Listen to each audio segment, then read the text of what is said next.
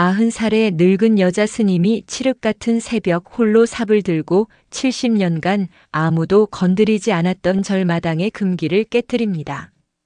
그녀가 파헤친 땅속 깊은 곳에서 거대한 항아리가 모습을 드러내고 마침내 그 안에서 70년의 잠을 깬 거대한 흰 구렁이가 스님을 향해 천천히 고개를 듭니다.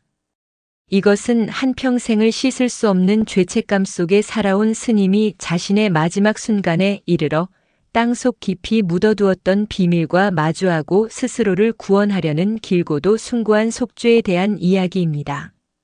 이 이야기에 공감하신다면 댓글에 숫자 1을 남겨주세요. 그리고 구독과 좋아요로 이 기막힌 운명의 끝을 함께 해주시길 바랍니다. 강원도 오대산 깊은 골짜기에 자리한 작은 암자, 관음암의 새벽은 언제나 안개와 함께 시작되었다. 속세의 소음이 감히 넘어오지 못하는 그곳의 시간은 마치 수백 년 전의 어느 날처럼 느리고 고요하게 흘러갔다. 하지만 그날의 새벽은 달랐다. 해가 뜨기 한참 전 짙은 어둠과 안개가 사방을 분간할 수 없게 만든 그 시간에 암자의 가장 큰 어른인 묘련 스님이 홀로 법당을 나섰다. 90의 나이, 굽은 허리와 앙상한 팔다리는 금방이라도 부러질 듯 위태로웠지만 그녀의 눈빛만은 서리빨처럼 날카롭고 단호했다. 그녀는 법당 처마 밑에 놓인 낡은 창고로 향하더니 주저없이 안쪽에 세워져 있던 삽 한 자루를 집어들었다. 차가운 쇠붙이의 감촉이 그녀의 주름진 손바닥에 생경하게 와닿았다.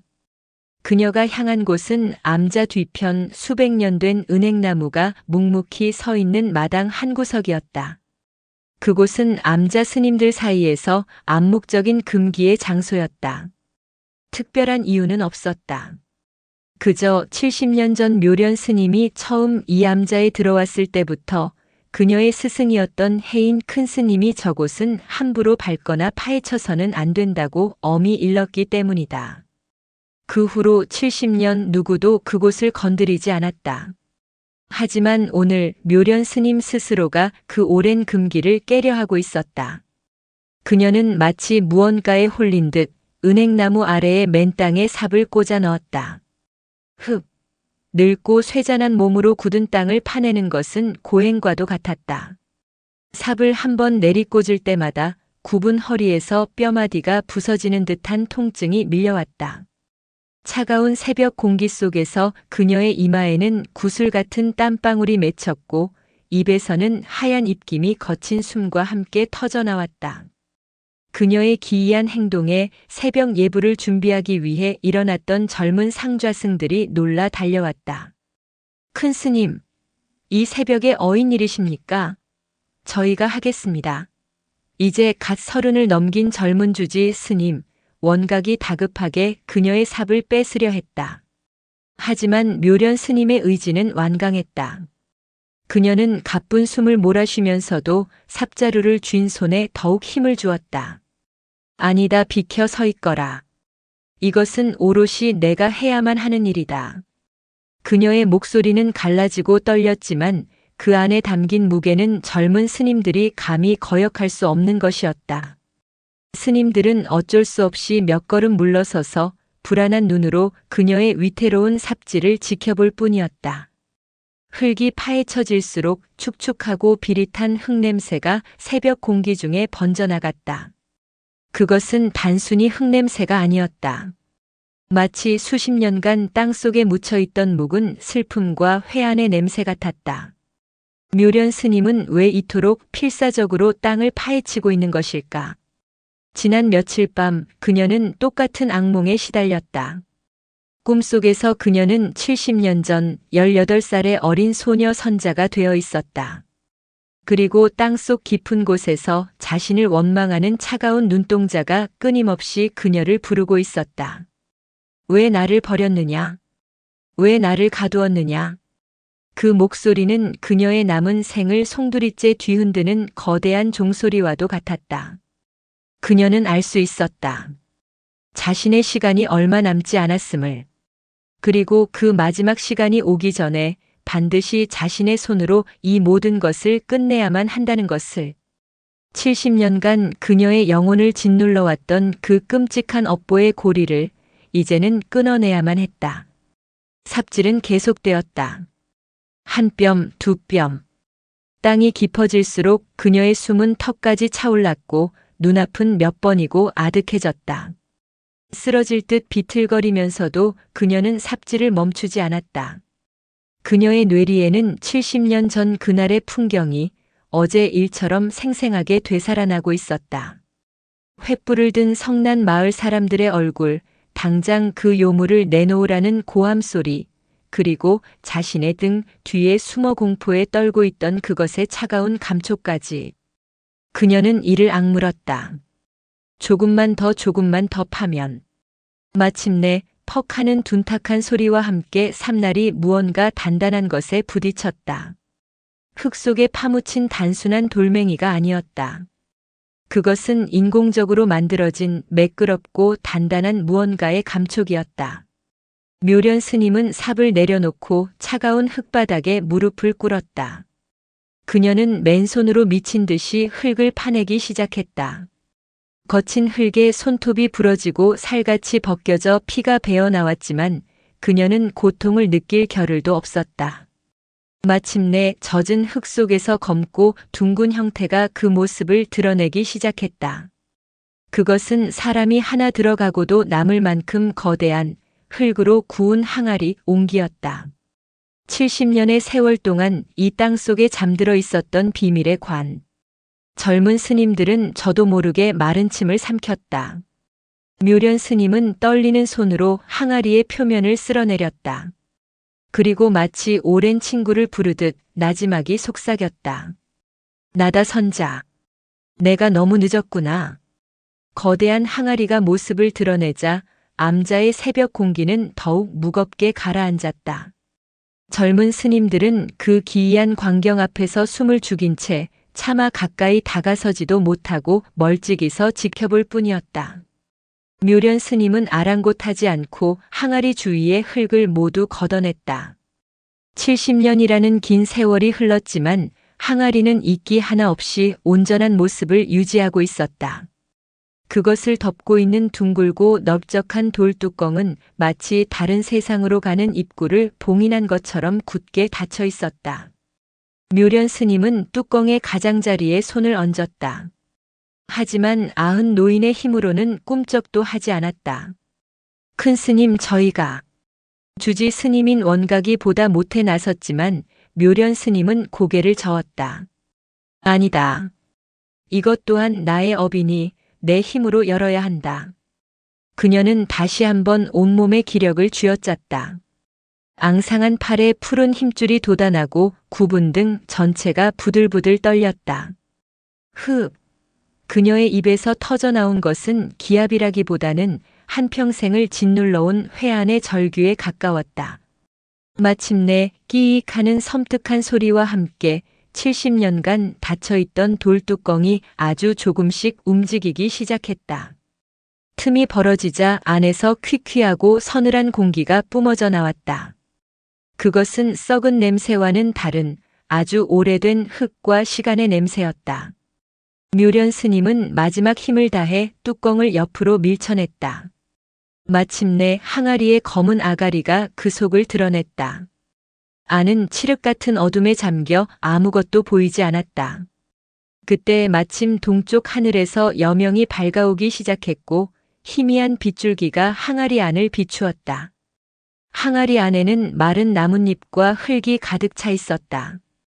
젊은 스님들은 맥이 탁 풀리는 것을 느꼈다. 그저 낡은 항아리였을 뿐인가. 하지만 묘련 스님은 미동도 하지 않고 항아리 속 어둠을 꿰뚫어 볼 듯 응시하고 있었다. 바로 그 순간이었다. 항아리 속 마른 나뭇잎들이 아주 미세하게 바스락하고 움직였다. 그리고 그 나뭇잎들 사이로 무언가 하얗고 거대한 것이 아주 천천히, 정말이지 시간이 멈춘 듯이 천천히 솟아오르기 시작했다. 그것은 처음에는 거대한 상아 덩어리처럼 보였다. 하지만 이내 그것이 고개를 들고 양쪽에 박힌 두 개의 검은 유리구슬 같은 눈이 새벽빛을 받아 반짝이는 순간 지켜보던 젊은 스님들은 저도 모르게 비명을 질렀다. 으악! 구렁이다. 그것은 틀림없는 거대한 구렁이의 머리였다. 그것도 온몸이 티 하나 없이 눈처럼 새하얀 백구렁이였다. 백구렁이는 70년의 잠에서 깨어난 고대의 존재처럼 아주 천천히 주변을 둘러보았다. 그리고 마침내 항아리 가장자리에 엎드려 있는 묘련 스님과 눈이 마주쳤다. 구렁이의 눈은 단순한 짐승의 눈이 아니었다. 그 검고 깊은 눈동자 속에는 70년이라는 긴 세월의 원망과 슬픔, 그리고 아주 희미한 그리움이 담겨 있는 듯 했다.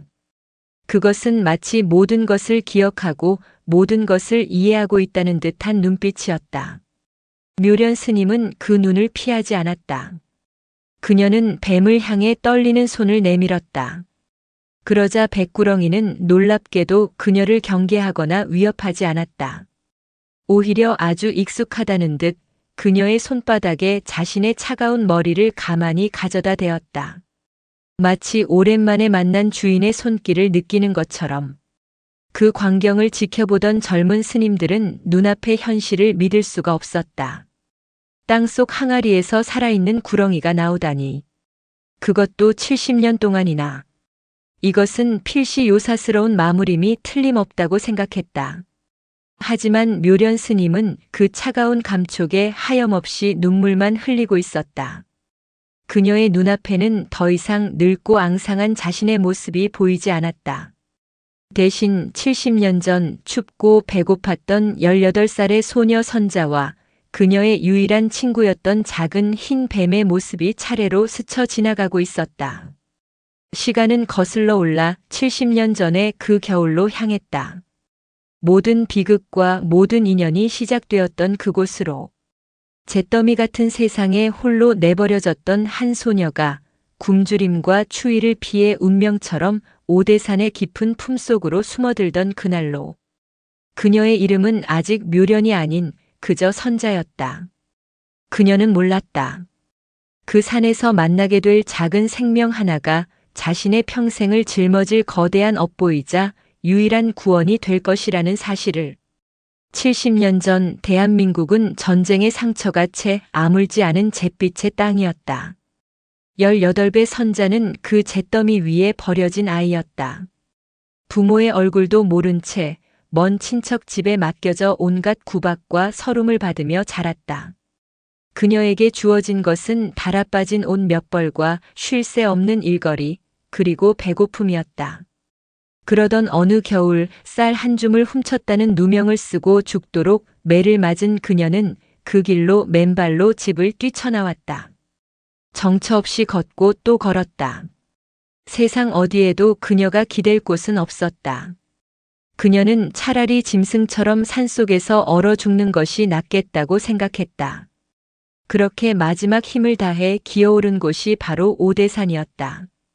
선자는 산 중턱의 작은 동굴을 발견하고 그곳을 거쳐 삼아 위태로운 겨울나기를 시작했다. 낮에는 산을 헤매며 먹을 것을 구하고 밤에는 추위와 외로움에 떨며 웅크리고 잠이 들었다. 인간에 대한 증오와 세상에 대한 원망만이 그녀의 유일한 버팀목이었다. 그러던 어느 날 눈 쌓인 바위 틈에서 거의 죽어가고 있는 작은 생명을 발견했다. 온몸이 눈처럼 새하얀 한 뼘 크기의 어린 뱀이었다. 뱀은 독수리에게 쪼인 듯 옆구리가 깊게 파여 피를 흘리고 있었다.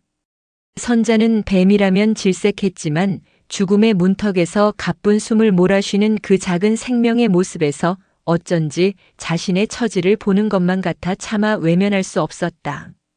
그녀는 조심스럽게 뱀을 자신의 품에 안아 동굴로 데려왔다.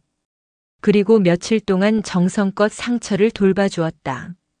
며칠을 굶어 자신의 입에 풀칠하기도 힘든 상황이었지만 그녀는 어렵게 구한 나무 열매를 으깨어 그 즙을 뱀의 입가에 적셔주었다.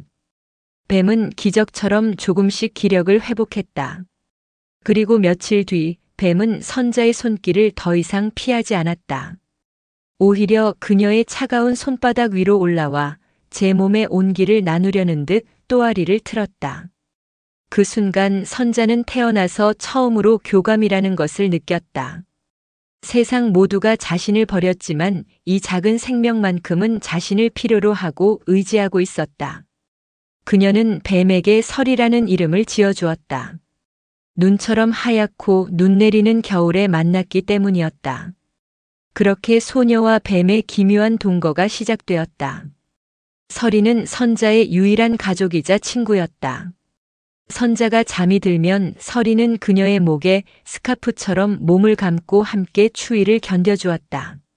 선자가 먹을 것을 찾아 산을 헤맬 때면 설이는 늘 그녀의 어깨 위에서 주변을 경계하며 그녀를 지켜주었다. 한 번은 굶주린 살기 선자를 덮치려 했을 때 설이가 먼저 쉭 소리를 내며 달려들어 살개 눈을 위협해 그녀를 구해주기도 했다. 선자는 더 이상 외롭지 않았다. 혹독한 겨울이 지나고 산에 봄이 찾아왔다. 선자와 설이의 평화로운 삶의 변화가 찾아온 것은 산나무를 캐러 왔던 관음암의 해인 큰 스님이 우연히 그녀를 발견하면서부터였다. 해인 스님은 짐승처럼 살아가는 선자의 행색에 놀랐지만 그녀의 맑은 눈과 그녀의 어깨 위에서 신비로운 빛을 내는 흰 뱀을 보고 모든 것을 직감했다. 그는 선자를 암자로 데려왔다. 처음에는 사람을 극도로 경계했던 선자였지만 해인 스님의 따뜻한 보살핌에 조금씩 마음을 열었다. 해인 스님은 설이의 존재를 알고도 그 또한 부처님의 인연법일지니 해치지 말고 잘 돌보거라라며 그녀와 설이가 함께 지내는 것을 묵묵히 허락해 주었다. 선자는 그렇게 관음암의 행자승이 되었고 설이는 암자의 비밀스러운 식구가 되었다. 선자는 매일같이 불경을 외우고 암자의 허드렛 일을 하며 새로운 삶에 적응해 나갔다. 그녀는 자신의 어두웠던 과거를 잊고 이곳에서 평생 부처님을 모시며 살아가리라 다짐했다. 하지만 운명은 그녀의 작은 행복을 오래도록 내버려 두지 않았다. 관음암의 따뜻한 보살핌 속에서 선자는 하루가 다르게 변해갔다. 세상에 대한 증오로 가득 찼던 소녀의 얼굴에는 온화한 미소가 피어났고 거칠었던 손마디는 불경을 넘기는 부드러운 손길로 변해갔다. 설이 역시 암자의 정기를 받아서인지 무럭무럭 자라나 어느덧 어른 팔뚝만 한 굵기에 길이는 한 길이나 되는 위풍당당한 백구렁이가 되었다. 설이는 여전히 선자의 가장 친한 친구였지만 이제 그녀의 어깨 위에 올라앉기에는 너무 커져버렸다. 설이는 대부분의 시간을 암자 뒤편 은행나무의 가장 높은 가지나 법당 뒤뜰의 따뜻한 바위 위에서 보내며 조용히 선자의 곁을 맴돌았다. 몇몇 스님들은 설이의 존재를 알고 있었지만 해인 큰 스님의 뜻에 따라 아무도 이에 대해 입을 열지 않았다. 문제는 암자 아래에 있는 마을 사람들이었다. 관음암에 약수를 뜨러 오거나 기도를 드리러 오던 마을 사람들 몇몇이 우연히 설이를 목격하게 된 것이다. 산에서 눈처럼 하얀 거대한 구렁이를 보았다는 소문은 꼬리에 꼬리를 물고 마을 전체로 퍼져나갔다. 어떤 이는 그것이 산의 영물이니 마을에 복을 가져다 줄 것이라 말했고 또 어떤 이는 그것이 요사스러운 괴물이니 마을에 큰 재앙을 불러올 것이라며 두려움에 떨었다. 마을 사람들 중 설이에게 가장 큰 관심을 보인 것은 대대로 이 산에서 사냥을 해온 최포수였다. 그는 평생을 산에서 살았지만 그렇게 크고 신비로운 백구렁이는 난생 처음 보는 것이었다. 그의 눈에 설이는 경배의 대상인 영물이 아니었다. 아주 비싼 값에 팔 수 있는 사냥감이자 그 쓸개를 얻으면 만병통치약이 된다는 끝없는 욕심의 대상일 뿐이었다. 그는 몇 번이고 사람들을 이끌고 산을 뒤졌지만 영리한 설이는 결코 그들의 눈에 띄지 않았다. 최포수의 욕심은 날이 갈수록 커져갔고 그는 언젠가 반드시 저 구렁이를 잡고야 말겠다고 벼르고 있었다. 비극은 어느 여름날 오후에 일어났다. 그날은 최포수의 외아들인 12살배기 도리가 친구들과 함께 암자 근처 계곡에서 물놀이를 하고 있었다. 한참을 놀던 도리는 잠시 쉬기 위해 계곡 옆 바위 위에 앉았다. 그런데 바로 그 바위 그늘 아래 서리가 뜨거운 햇볕을 피해 잠시 잠들어 있었던 것이다. 서리를 발견한 도리는 겁을 먹기는커녕 아버지에게 칭찬을 받을 생각에 눈을 빛냈다. 그는 친구들에게 조용히 하라는 손짓을 하고는 근처에서 주워온 굵은 나뭇가지를 들고 서리에게 살금살금 다가갔다. 이놈을 잡아서 아버지께 가져다 드리면 나도 이제 진짜 포수가 되는 거야. 도리가 나뭇가지로 서리의 머리를 힘껏 내리치려던 바로 그 순간이었다. 위험을 감지한 서리가 번개처럼 고개를 들고 자신을 공격하려는 소년의 손목을 획 하고 물어버렸다. 악! 도리는 비명을 지르며 나뭇가지를 놓쳤고 놀란 서리는 순식간에 숲속으로 사라져버렸다. 함께 있던 아이들은 울며불며 마을로 달려가 이 사실을 알렸다. 그날 밤 마을은 발칵 뒤집혔다. 도리는 손목이 퉁퉁 붓고 고열에 시달리며 사경을 헤매고 있었다. 백구렁이는 독이 없었지만 아이는 너무 놀란 나머지 정신을 놓아버린 것이다. 아들이 죽을지도 모른다는 공포에 이성을 잃은 최 포수는 마을 사람들을 선동하기 시작했다. 보시오. 저 암자의 요물이 마침내 우리 아이들을 해치기 시작했소. 저것을 그냥 두면 우리 마을 전체가 저주를 받게 될 것이오. 그의 말에 평소 서리를 두려워했던 마을 사람들은 흥분하기 시작했다. 그들은 저마다 낫과 괭이 그리고 횃불을 든 채 관음함으로 향했다. 그들의 얼굴에는 공포와 분노가 뒤섞여 있었다. 그날 밤 그들은 더 이상 순박한 마을 사람들이 아니었다. 그들은 자신들의 공포를 잠재우기 위해 마녀 사냥에 나선 성난 폭도들이었다. 그들의 목표는 단 하나, 암자에 숨어있는 흰 구렁이, 서리를 죽이는 것이었다. 칠흑 같은 어둠을 뚫고 수십 개의 횃불이 관음함을 향해 일렁이며 다가오고 있었다. 저 요물을 당장 끌어내지 않으면 이 절간을 통째로 불태워버릴 줄 아시오. 최 포수의 핏발선 외침은 횃불의 열기만큼이나 뜨겁게 암자의 밤 공기를 갈랐다.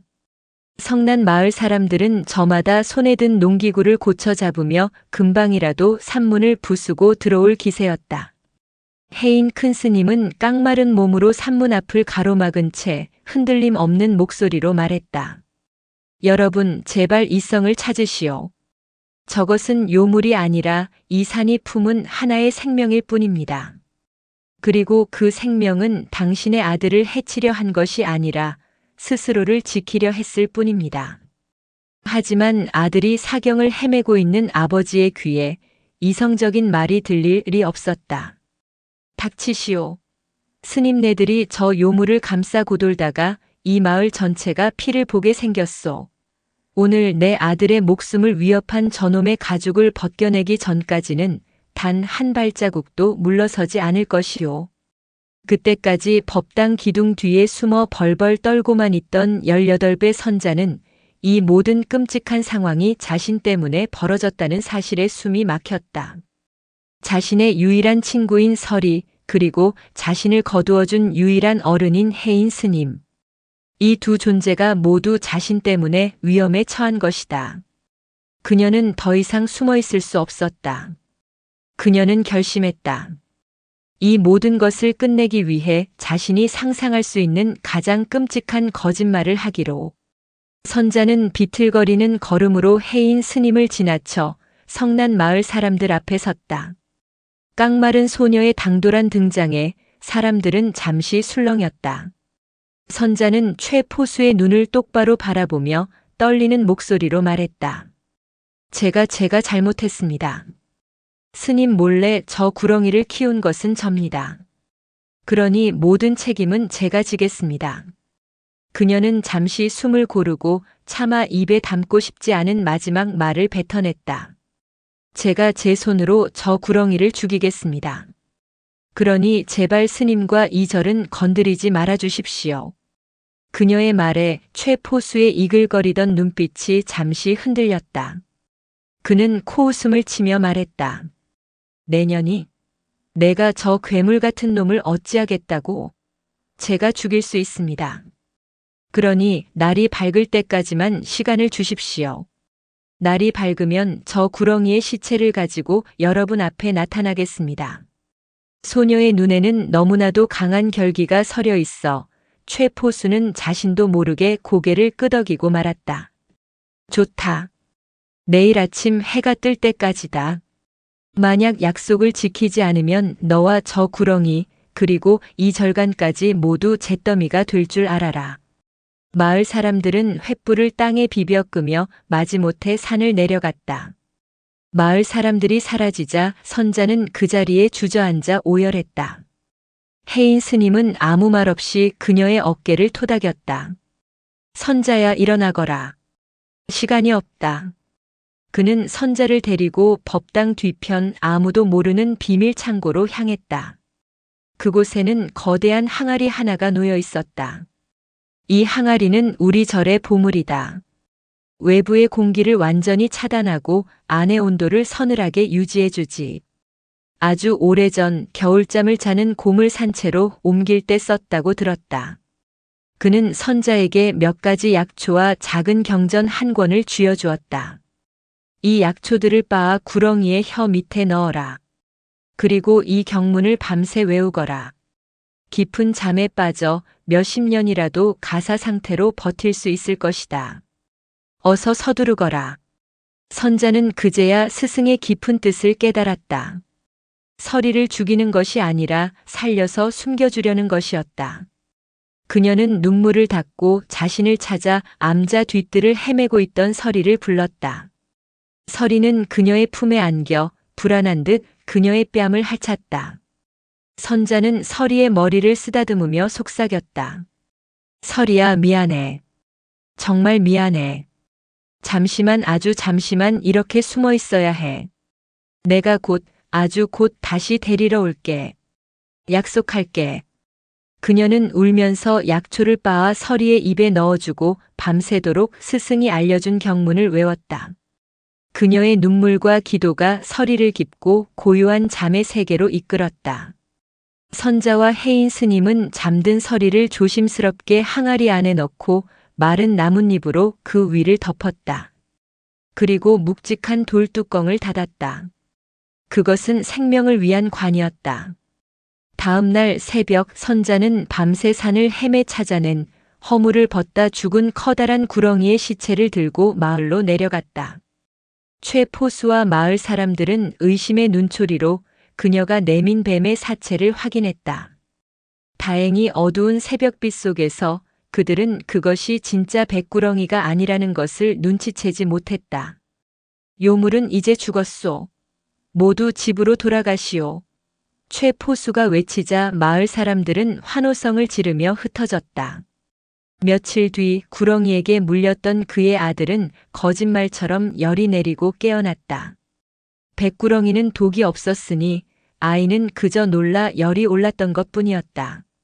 선자는 암자로 돌아와 서리를 묻은 은행나무 아래에 작은 돌탑을 쌓았다. 그녀는 매일 그곳에서 서리가 무사하기를 기도했다. 며칠만 몇 달만 지나면 다시 꺼내주리라 다짐했다. 하지만 마을 사람들의 의심이 완전히 사라지기까지는 너무나 오랜 시간이 걸렸다. 그리고 그녀가 마침내 서리를 꺼내줄 결심을 했을 때 그녀의 유일한 조력자이자 비밀을 아는 단 한 사람이었던 해인 큰 스님이 노환으로 세상을 떠나고 말았다. 선자는 홀로 남았다. 그녀는 두려웠다. 만약 항아리를 열었는데 서리가 죽어 있으면 어떡하지? 만약 서리를 꺼내는 것을 마을 사람들에게 들키면 어떡하지? 그녀의 두려움은 하루하루 커져만 갔고 내일 꺼내주자는 다짐은 내년으로 그리고 10년 뒤로 하염없이 미루어졌다. 그녀는 서리를 살리기 위해 거짓말을 했지만 그 거짓말은 결국 그녀 자신과 서리를 70년이라는 기나긴 시간의 감옥에 가두어 버린 셈이었다. 선자는 서리에 대한 죄책감을 속죄하기 위해 더욱더 수행에만 매달렸다. 그녀는 선자라는 속세의 이름을 버리고 묘련이라는 법명을 받았다. 그녀는 암자의 그 누구보다 일찍 일어나고 늦게 잠들었다. 굳은 일도 마다하지 않았고 겨울이면 얼음장 같은 물에 손을 담가 빨래를 했다. 그녀는 자신의 몸을 괴롭힘으로써 땅속에 갇힌 서리의 고통을 조금이라도 나누고 싶었다. 그녀의 고된 수행은 주변 스님들에게 큰 귀감이 되었고 해인 큰 스님이 돌아가신 후 그녀는 자연스럽게 관음암의 가장 큰 어른이 되었다. 그녀의 얼굴에는 깊은 주름이 새겨졌고 검은 머리는 서리처럼 하얗게 변했다. 18살의 겁 많던 소녀는 이제 90살의 존경받는 노스님이 되어 있었다. 하지만 세월은 그녀의 죄책감까지 지워주지는 못했다. 그녀는 매일 밤 은행나무 아래를 서성였다. 땅속에서 들려오는 서리의 목소리를 듣는 것만 같았다. 왜 나를 꺼내주지 않나요? 약속했잖아요. 그 환청은 그녀의 영혼을 갉아먹는 독과도 같았다. 그녀는 몇 번이고 삽을 들고 은행나무 아래로 향했지만 70년 전에 느꼈던 그 공포가 어김없이 그녀의 발목을 잡았다. 이제 와서 모든 것을 밝히면 평생 쌓아온 자신의 모든 것이 무너져 내릴 것만 같았다. 존경받는 노스님이 실은 70년간 모두를 속여온 거짓말쟁이였다는 사실을 그녀는 감당할 자신이 없었다. 그녀는 그렇게 또 하루 또 한 해를 비겁한 침묵 속에서 흘려보냈다. 시간이 흘러 그녀의 몸은 돌이킬 수 없이 쇠약해졌다. 죽음이 문턱까지 다가왔음을 직감했다. 그러자 그녀를 짓눌러왔던 죄책감은 이제 감당할 수 없는 공포가 되어 매일 밤 그녀를 찾아왔다. 꿈속에서 그녀는 어김없이 18살의 선자가 되어 칠흑 같은 땅속 항아리 안에 갇혔다. 좁고 축축한 공간, 숨을 쉴 수 없는 공포 속에서 그녀가 애타게 누군가를 부르면 항아리 밖에서 서리가 차가운 목소리로 속삭였다. 내가 나를 가두었듯이 너 또한 여기서 영원히 빠져나오지 못할 것이다.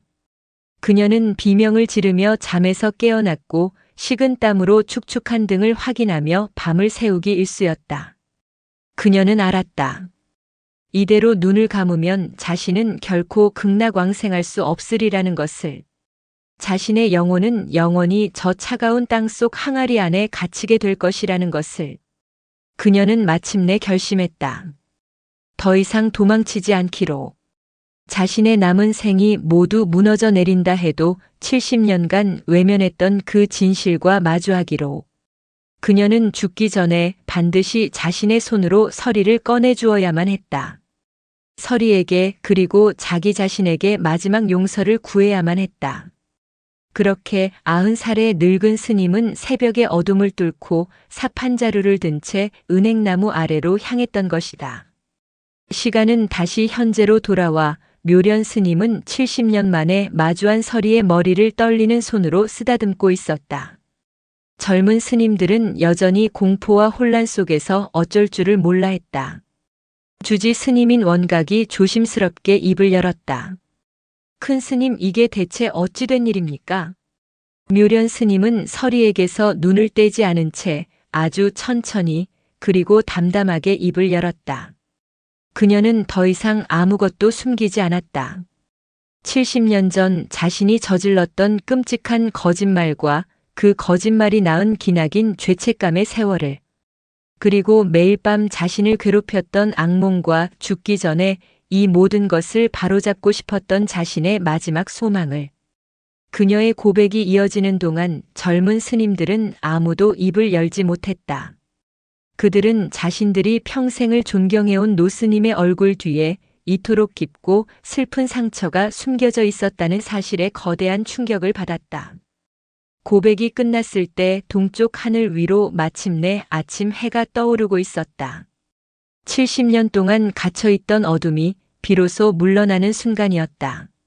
묘련 스님의 충격적인 고백이 끝나자 암자의 마당에는 무거운 침묵만이 내려앉았다.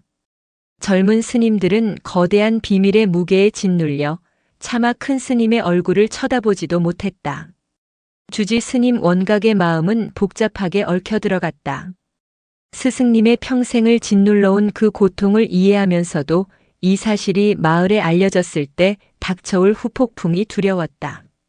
70년 전의 일이라지만 마을 사람들은 여전히 백구렁이를 요물이라 여기며 두려워했다. 만약 그 구렁이가 살아있다는 사실을 알게 되면 암자는 또다시 끔찍한 분란에 휩싸이게 될 것이었다. 그때 항아리 속에서 70년의 잠을 자고 있던 서리가 아주 천천히 굳어있던 몸을 움직여 세상 밖으로 나오기 시작했다.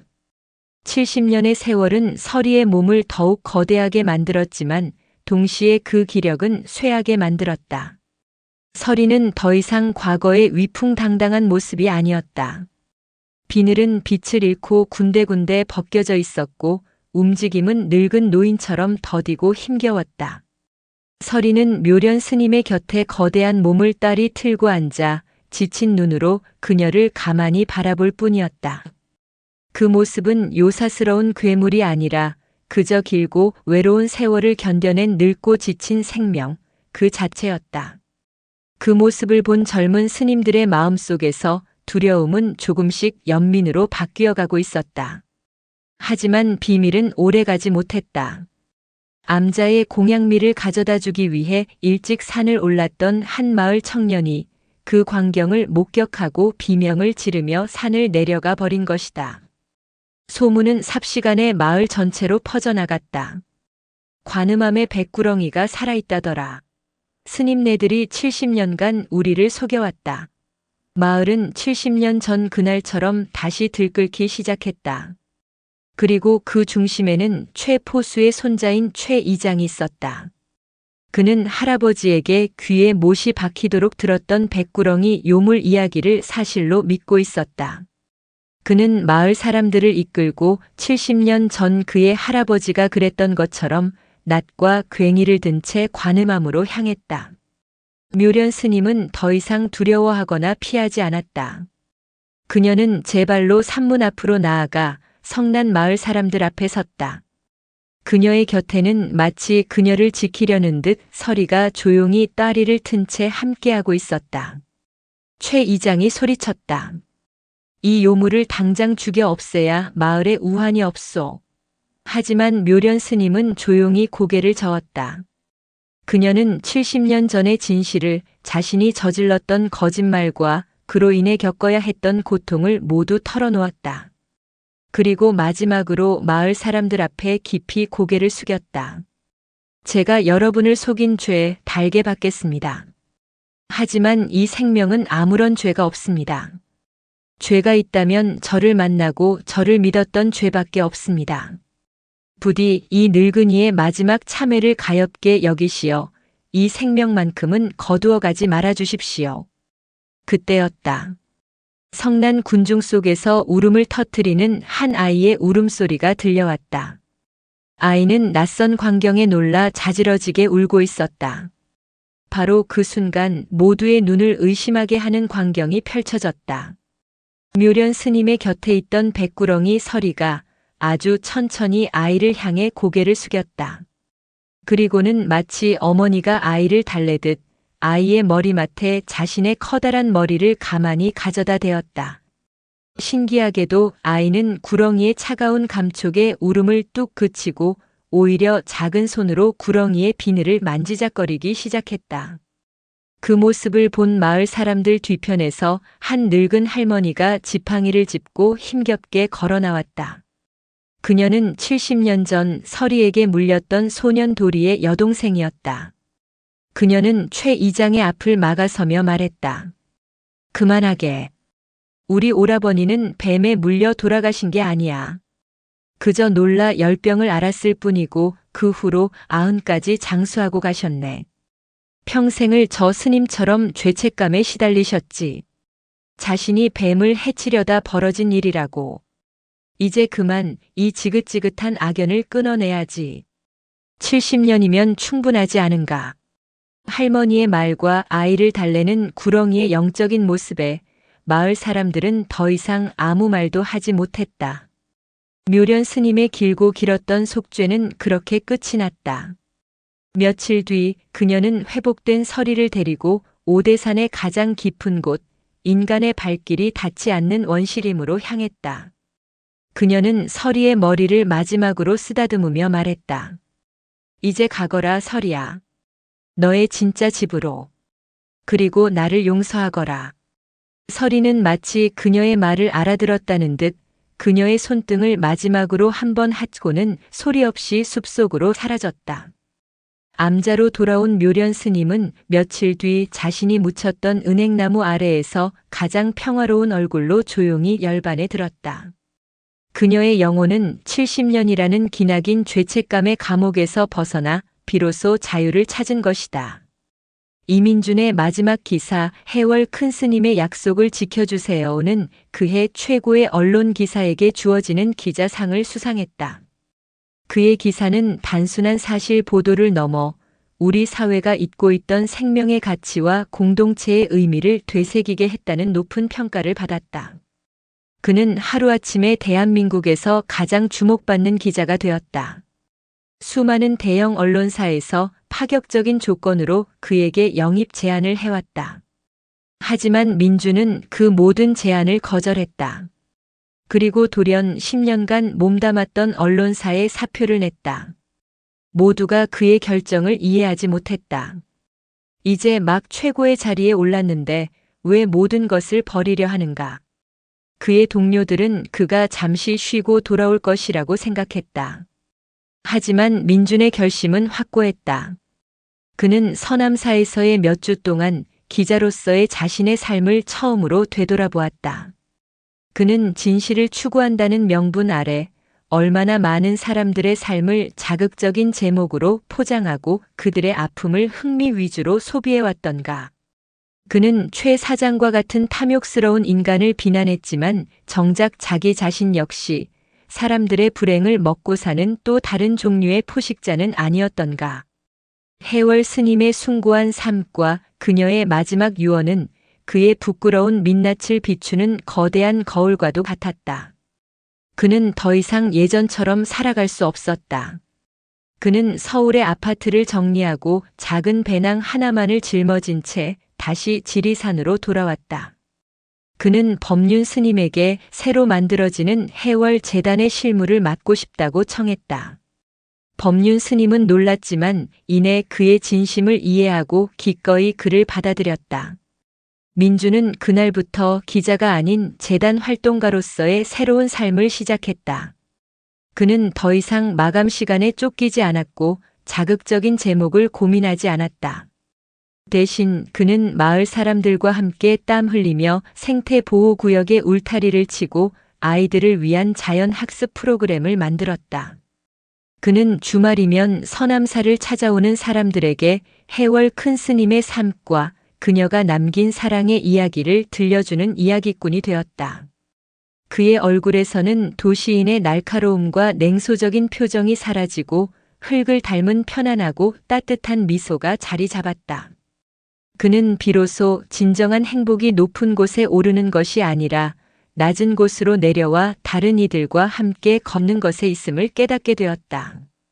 그는 해월 스님의 무덤을 찾아가 조용히 인사를 올렸다. 큰 스님 감사합니다. 스님께서는 돌아가셨지만 저라는 부족한 사람을 이렇게 살려주셨습니다. 저도 스님의 뜻을 이어 제 남은 생을 다른 생명을 살리는 데 바치겠습니다. 그의 고백을 듣기라도 한 듯 산바람이 불어와 그의 뺨을 부드럽게 어루만지고 지나갔다. 다시 몇 년의 세월이 흘렀다. 이민준과 법륜 스님 그리고 마을 사람들이 함께 힘을 모아 설립한 해월 재단은 놀라운 성공을 거두었다. 해월 스님의 사연에 감동받은 사람들의 후원은 끊이지 않았고 서남사 일대의 자연생태 보호구역은 전국에서 가장 모범적인 사례로 손꼽히게 되었다. 새끼 백구렁이들은 무럭무럭 자라나 이제는 제법 어미의 위용을 닮아가고 있었다. 녀석들은 사람을 두려워하지 않았고 종종 절 마당까지 내려와 스님들이 주는 음식을 받아먹고 가곤 했다. 그 모습은 서남사를 찾는 사람들에게 인간과 자연이 얼마나 아름답게 공존할 수 있는지를 보여주는 살아있는 증거가 되었다. 서남사는 더 이상 지리산 깊은 곳에 숨겨진 작은 암자가 아니었다. 그곳은 생명의 소중함과 상생의 지혜를 배우기 위해 전국 각지에서 사람들이 찾아오는 순례지가 되었다. 마을 사람들 역시 더 이상 가난한 산골 마을의 주민이 아니었다. 그들은 자신들이 지켜낸 자연 속에서 친환경 농산물을 재배하고 생태 관광 프로그램을 운영하며 이전보다 훨씬 더 풍요롭고 자부심 넘치는 삶을 살게 되었다. 그러던 어느 날 법륜 스님은 민준과 마을 사람들을 모아놓고 해월 스님의 마지막 유산을 위한 계획을 발표했다. 그것은 바로 서남사 입구에 해월 기념관을 짓는 것이었다. 하지만 그 기념관은 스님의 유품이나 사리를 모시는 박물관이 아니었다. 그곳은 스님의 삶과 뜻을 기리고 전쟁으로 인해 상처받은 모든 영혼들을 위로하기 위한 작지만 살아있는 공간이었다. 기념관 공사는 마을 사람들의 자발적인 참여 속에서 1년 내내 이어졌다. 남자들은 직접 나무를 베어 기둥을 세웠고 여자들은 틈틈이 기와를 날랐다. 민주는 자신의 모든 인맥과 경험을 동원해 기념관에 전시될 자료들을 수집했다.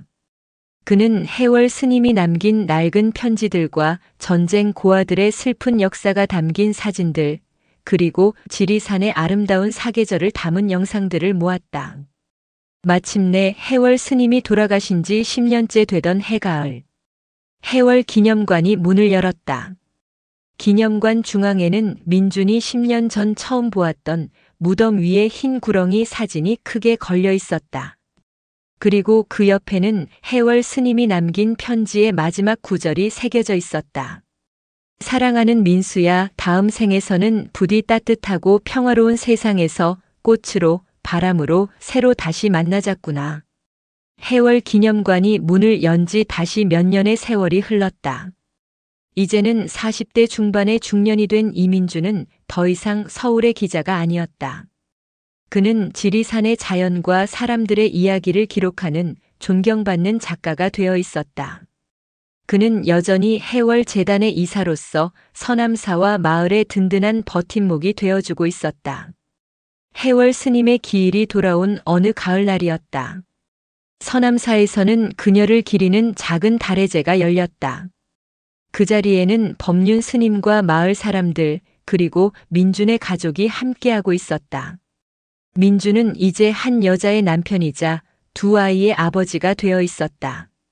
달해제가 끝나고 민준은 혼자 해월 스님과 그녀의 동생 민수가 잠들어 있는 무덤을 찾았다. 10여 년 전 처음 이곳을 찾았을 때의 황량함은 온데간데 없고 무덤 주위는 마을 사람들이 정성껏 가꾼 들꽃들로 가득했다. 그는 조용히 두 남매의 비석을 닦으며 자신의 마음속 이야기를 털어놓았다. 큰 스님, 저 민준입니다. 잘 지내고 계시지요? 스님 덕분에 저 같은 속물도 이제야 조금 사람답게 사는 법을 배우고 있습니다. 스님께서 남기신 사랑의 빚을 저와 이곳 사람들이 조금씩 갚아나가고 있습니다. 부디 하늘에서 평안히 지켜봐 주십시오. 그가 인사를 마치고 돌아서려던 순간이었다. 그의 등 뒤 숲속 깊은 곳에서 바스락하는 소리가 들려왔다. 그가 고개를 돌리자 그곳에는 훌쩍 자란 젊은 백구렁이 한 마리가 덤불 속에서 고개를 내밀고 그를 가만히 응시하고 있었다. 10여 년 전 스님의 무덤에서 태어났던 그 새끼 구렁이 중 하나였다. 구렁이의 검고 깊은 눈은 오래전 자신이 보았던 어미 구렁이의 눈, 그리고 해월 스님의 눈과 기묘하게 닮아 있었다. 구렁이는 그를 경계하지 않았다. 오히려 마치 오랜 친구를 만난 듯 잠시 그와 눈을 맞추다가 소리 없이 숲속으로 다시 사라졌다. 민주는 그 모습을 보며 조용히 미소 지었다. 70년 전 한 소녀와 어린 뱀 사이에서 시작되었던 위대한 약속과 인연은 결코 끝나지 않았던 것이다. 그것은 세대를 넘어 종을 넘어 이 산의 모든 생명들 속에 영원히 살아 숨쉬고 있었다. 해월 스님의 이야기가 세상에 알려지면서 순례자들의 발길뿐만 아니라 이 기적을 해부하려는 차가운 지성의 눈길 또한 지리산으로 향하고 있었다. 그는 그 모든 것을 지켜내야 했다. 다시 몇 해의 세월이 흘렀다. 해월 기념관은 조용한 성찰의 공간으로 자리 잡았고 이민준의 책은 꾸준히 사람들에게 읽혔다. 백구렁이들은 지리산의 신비로운 상징으로서 지역 사회와 완벽한 공존을 이루고 있었다. 모든 것이 조용하고 평화로운 궤도에 오른 듯 했다. 하지만 세상은 이해할 수 없는 신비를 가만히 내버려 두지 않는 법이다. 그해 가을 서남사의 고요한 평화는 헬리콥터의 요란한 소음과 함께 깨지고 말았다. 절 마당에 내린 것은 방송국의 로고가 선명한 취재용 헬리콥터였다. 그리고 그 안에서 내린 사람은 대한민국 과학계의 가장 유명하고도 논쟁적인 인물, 동물행동학 박사 유소영이었다.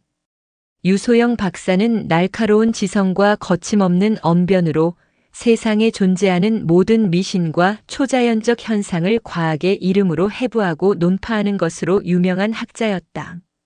그녀에게 서남사의 백구렁이 이야기는 터무니없는 미신과 우연히 빚어낸 사람들을 현혹시키는 한 편의 사기극에 불과했다. 그녀는 자신의 유명 과학 방송 프로그램을 통해 서남사 백사 미스터리의 진실을 파헤치겠다며 대대적으로 예고하고 이곳을 찾은 것이었다. 주지 스님 그리고 이민준 작가님. 두 분께서 이 마을과 사찰을 위해 훌륭한 이야기를 만들어내신 점은 존중합니다. 하지만 이제는 대중을 현혹하는 신화를 거두고 과학적인 진실을 마주할 때입니다. 유소영 박사는 법륜 스님과 민준 앞에서 조금의 존중도 없이 차갑게 말했다. 저는 저 뱀들이 왜 무덤을 떠나지 않는지에 대한 아주 합리적이고 과학적인 가설을 가지고 이곳에 왔습니다. 그리고 그것을 증명할 것입니다. 그녀는 사찰 근처의 숲에 거대한 연구 캠프를 차렸다. 최첨단 열 감지 카메라와 동작 감지 센서, 그리고 소리 없이 숲을 누비는 드론까지 동원되었다. 그녀의 연구팀은 밤낮 없이 숲을 감시하며 백구렁이들의 모든 움직임을 데이터로 기록하기 시작했다. 그녀의 접근 방식에는 해월 스님과 마을 사람들이 뱀에게 보여주었던 생명에 대한 존중이나 교감 따위는 존재하지 않았다. 뱀은 그저 해부하고 분석해야 할 연구 대상일 뿐이었다. 마을 사람들과 스님들은 불안에 떨었다. 그들에게 서리와 그 후손들은 가족이나 다름없는 존재였다. 그들은 유소영 박사의 거만하고 침입적인 연구 방식에 분노했지만 과학과 언론이라는 거대한 힘 앞에서 아무것도 할 수 없었다. 갈등은 며칠 뒤 현실로 터져나오고 말았다. 새벽 예불을 드리러 가던 한 어린 동자승이 해월 스님의 무덤 근처 숲길에서 피를 흘린 채 버둥거리고 있는 어린 백구렁이 한 마리를 발견한 것이다. 구렁이의 다리는 유소영 박사의 연구팀이 몰래 설치해둔 불법 포획용 덫에 단단히 물려 있었다. 분노한 법륜 스님과 민주는 곧장 연구 캠프로 달려갔다. 대체 이게 무슨 짓입니까? 당신들은 연구를 하러 온 겁니까? 아니면 사냥을 하러 온 겁니까? 민준이 소리쳤지만 유소영 박사는 눈 하나 깜짝하지 않았다. 연구를 위한 불가피한 희생이었습니다. 샘플 채취를 위해 필요했으니까요. 너무 감정적으로 반응하지 마시죠. 그녀의 차가운 말에 민주는 더 이상 말을 잇지 못하고 주먹만 부르짖었다. 과학이라는 이름 아래 해월 스님이 평생을 바쳐 지켜온 약속이 무참히 짓밟히고 있었다. 어린 백구렁이가 다친 사건은 서남사와 유소영 박사의 갈등을 돌이킬 수 없는 지경으로 몰고 갔다. 법륜 스님은 유소영 박사에게 연구 캠프를 당장 철수하고 산을 떠나라고 요구했지만 그녀는 코웃음을 쳤다. 여기는 국유지입니다, 스님. 제 연구 활동은 합법적인 절차에 따라 허가받은 것입니다. 방해하지 마시죠. 그녀는 오히려 이 사건을 미신에 빠진 광신도들이 이성적인 과학 연구를 방해하고 있다며 언론에 흘렸고 여론은 다시 한번 서남사의 비판적인 방향으로 흘러가기 시작했다. 민주는 더 이상 참을 수 없었다. 그는 작가로서 유소영 박사에게 공개 토론을 제안했다. 과학적 진실과 보이지 않는 진실이라는 주제였다. 토론회는 인터넷을 통해 전국에 생중계되었고 수십만 명의 사람들이 두 사람의 논쟁을 지켜보았다. 유 박사님께서는 뱀이 무덤을 지킨 것이 단순히 지열과 안정적인 습도 때문이라고 주장하셨습니다. 과학적으로는 타당한 설명일 수 있습니다. 하지만 그것이 해월 큰 스님께서 70년간 지켜온 약속의 숭고함과 스님과 뱀 사이에 존재했던 깊은 교감의 가치를 훼손할 수는 없습니다. 민주는 해월 스님의 편지 한 구절을 읽으며 말을 이었다. 다음 생에서는 부디 따뜻하고 평화로운 세상에서 꽃으로, 바람으로 새로 다시 만나자꾸나. 박사님, 이것이 박사님께서 말씀하시는 데이터로는 측정할 수 없는 한 인간의 영혼입니다. 유소영 박사는 차갑게 받아쳤다. 이 작가님, 감상적인 이야기를 사실인 양 포장하지 마십시오. 교감이라니요? 뱀은 변온동물이며 대뇌 피질이 발달하지 않아 인간과 같은 고등 감정을 가질 수 없습니다. 작가님께서 쓰신 책은 잘 만들어진 한 편의 소설일 뿐 진실이 아닙니다. 저는 데이터와 사실만을 믿습니다. 그녀의 말은 날카롭고 논리적이었지만 어딘가 모르게 공허하게 들렸다. 사실 그녀에게는 아무에게도 말하지 않은 깊은 상처가 있었다. 몇 해 전 사이비 종교에 빠진 그녀의 어머니가 병원 치료를 거부하고 기도로 병을 고치겠다며 버티다 결국 허망하게 세상을 떠난 것이다. 그날 이후 그녀는 세상의 모든 비과학적이고 비이성적인 믿음을 증오하게 되었다. 그녀에게 믿음이라는 것은 사람을 죽음으로 내모는 위험한 독과도 같은 것이었다. 토론은 아무런 결론 없이 끝이 났다.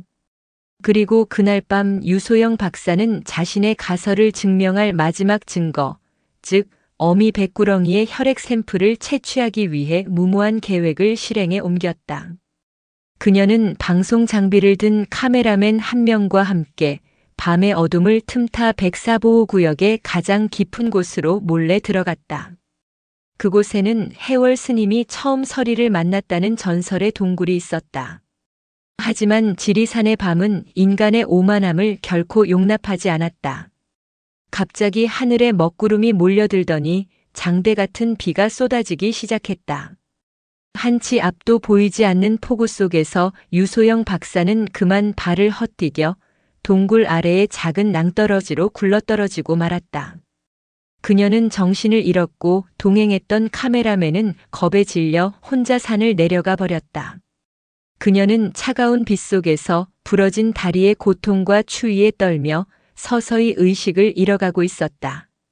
그녀의 최첨단 과학 장비들은 거대한 자연의 힘 앞에서 아무런 쓸모도 없는 쇳덩어리에 불과했다.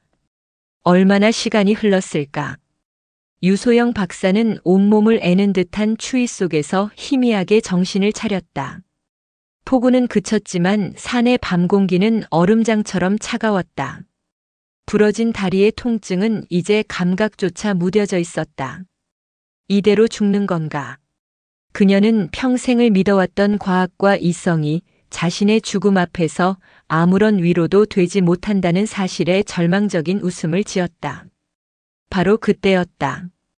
그녀의 등 뒤 어두운 동굴 속에서 스르륵 하는 소리가 들려왔다. 그녀가 공포에 질려 고개를 돌리자 그곳에는 달빛을 받아 은은하게 빛나는 거대한 흰 구렁이가 소리 없이 그녀를 내려다보고 있었다. 그녀가 그토록 잡고 싶어 했던 바로 그 어미 백구렁이었다. 그녀는 이제 정말 끝이라고 생각했다. 자신을 해치려 한 인간을 짐승이 용서할 리 없었다. 그녀는 공포에 질려 눈을 질끈 감았다. 하지만 구렁이는 그녀를 공격하지 않았다. 오히려 상상조차 할 수 없는 행동을 하기 시작했다. 구렁이는 그녀의 곁으로 다가와 거대한 몸으로 그녀를 벽처럼 둘러싸기 시작했다. 그리고 차갑게 식어가는 그녀의 몸 위로 자신의 몸을 겹쳐 다리를 틀었다. 뱀의 차가운 감촉이 느껴질 것이라는 예상과는 달리 놀랍게도 구렁이의 몸에서는 따뜻한 온기가 느껴졌다.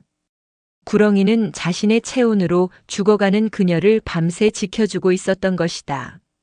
다음 날 아침 유소영 박사가 실종되었다는 소식을 들은 민준과 법륜 스님, 그리고 마을 사람들은 비가 그치자마자 수색에 나섰다. 그들은 마침내 낭떠러지 아래에 쓰러져 있는 그녀를 발견했다. 그리고 그녀를 감싸고 있는 거대한 흰 구렁이의 모습을 보고 모두 그 자리에 얼어붙었다. 사람들이 다가가자 구렁이는 마치 자신의 임무를 다했다는 듯 조용히 몸을 풀고 숲속으로 사라졌다. 구조된 유소영 박사는 한동안 아무 말도 하지 않았다. 그녀는 자신의 경험을 과학적으로 설명할 수 없었다. 그것은 데이터로 기록할 수도 논문으로 증명할 수도 없는 그녀의 온몸과 영혼이 겪어낸 보이지 않는 진실이었다. 며칠 뒤 그녀는 자신의 모든 연구 장비를 철수하고 방송을 통해 대한민국 전체에 공식적으로 사과했다. 저는 과학자로서 눈에 보이는 것만이 진실이라고 믿었습니다. 하지만 저는 지난 며칠간 제 모든 신념을 뛰어넘는 경험을 했습니다. 그곳에는 과학으로 설명할 수 없는 위대한 사랑과 희생, 그리고 생명의 교감이 있었습니다. 저는 진실을 파헤치러 갔다가 오히려 제 자신의 무지와 오만함과 마주하게 되었습니다. 그녀는 이후 누구보다 헌신적인 해월 재단의 후원자가 되었다. 그녀는 자신의 과학 지식을 백구렁이들을 더 잘 보호하고 지리산의 생태계를 보존하는 데 사용하기 시작했다. 그녀는 민준이 쓴 책의 개정판에 어느 과학자의 참회록이라는 제목의 추천사를 직접 썼다. 과학이 생명의 신비를 밝혀낼 수는 있지만 생명의 숭고함을 만들어낼 수는 없다. 그것은 오직 사랑만이 할 수 있는 일이다. 민주는 그 책을 들고 다시 해월 스님의 무덤을 찾았다. 그는 스님의 비석 옆에 그 책을 조용히 내려놓았다. 해월 스님이 70년 전 뿌렸던 작은 사랑의 씨앗은 이제 마을과 자연을 넘어 서로 다른 신념을 가진 사람들의 마음까지도 하나로 이어주는 거대한 나무가 되어 있었다. 우리가 외면하고 묻어둔 과거의 잘못은 사라지는 것이 아니라 시간의 무게만큼 더 무거운 짐이 되어 돌아옵니다. 진정한 속죄는 신에게 비는 것이 아니라 나의 잘못으로 인해 상처받은 존재와 세상 앞에 진실을 고백하는 용기에서 시작됩니다. 과학이 세상의 모든 것을 설명할 수는 없습니다. 때로는 눈에 보이지 않는 믿음과 교감 속에 더 큰 진실이 숨어 있을지 모릅니다. 가장 깊은 어둠 속에서도 진실과 마주하려는 단 한 번의 용기가 수십 년간 얽혀있던 업보의 고리를 끊어낼 수 있습니다. 자연은 우리가 존중하고 지켜야 할 대상인 동시에 우리의 상처 입은 영혼을 치유하는 가장 위대한 스승일지도 모릅니다. 오늘 이야기가 여러분의 마음에 깊은 울림을 주었다면 채널 구독과 영상 좋아요를 꼭 눌러주세요. 여러분의 따뜻한 응원은 더 좋은 이야기를 만드는 데 큰 힘이 됩니다. 소중한 사람들에게 이 이야기를 공유하며 진정한 용서와 화해의 의미에 대해 함께 이야기 나눠보는 것은 어떨까요? 댓글로 여러분의 생각과 감동을 남겨주시면 감사하겠습니다.